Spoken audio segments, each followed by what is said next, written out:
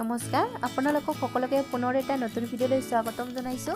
আজিলৈ আহিছোঁ আপোনালোকৰ ওচৰলৈ মাছৰ মুৰি ঘণ্ট আলুৰ সৈতে খাবলৈ বহুত টেষ্টি হয়। আহক তেনেহ'লে ৰেচিপিটোৰ মাজলৈ যাওঁ।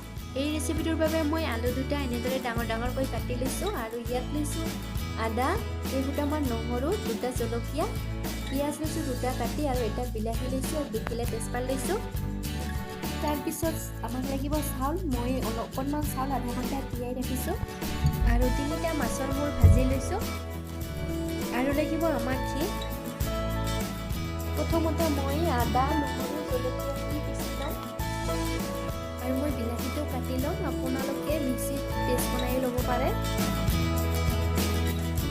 এতিয়া মোৰ জলকীয়া, আদা, নহৰু পেষ্ট বনা হৈ গ'ল। এতিয়া এটা বাটিত ওলাই লৈছোঁ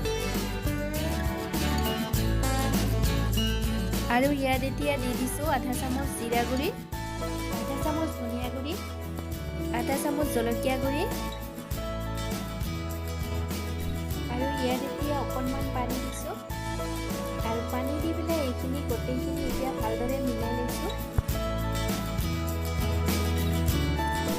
এতিয়া মই কেৰাহীখন গেছৰ ওপৰত গৰম হ'বলৈ দিছোঁ আৰু এতিয়া গৰম হৈছে। এতিয়া মই প্ৰয়োজন অনুসৰি মিঠাতেল দি দিছোঁ।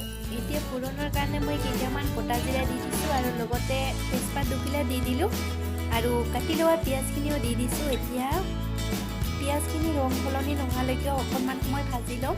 পিঁয়াজখিনি ভজা হৈ গৈছে আৰু এতিয়া মই ইয়াত আলু কেইটুকুৰা দি দিছোঁ আৰু অকণমান নিমখ আৰু অকণমান হালধি দি দিছোঁ। এতিয়া ভালদৰে মিলাই লৈছোঁ।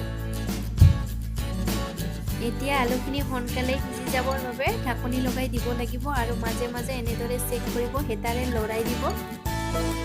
তাৰপিছত ইয়াত এতিয়া দিব লাগিব পেষ্ট বনাই ৰখা মছলাখিনি। গোটেইখিনি মছলা মই দি দিছোঁ আৰু গোটেইখিনি মছলা দিয়াৰ পিছত এতিয়া আলুৰ লগত ভালদৰে মিলাই লৈছোঁ। পুনৰ ঢাকনি লগাই দিছোঁ। ইয়াত এতিয়া দিব লাগিব তিয়াই ৰখা চাউলখিনি। মই চাউলখিনি দি দিছোঁ আৰু এতিয়া ধুনীয়াকৈ লৰাই দিছোঁ। এতিয়া বিলাহীখিনিও যোগ কৰিলোঁ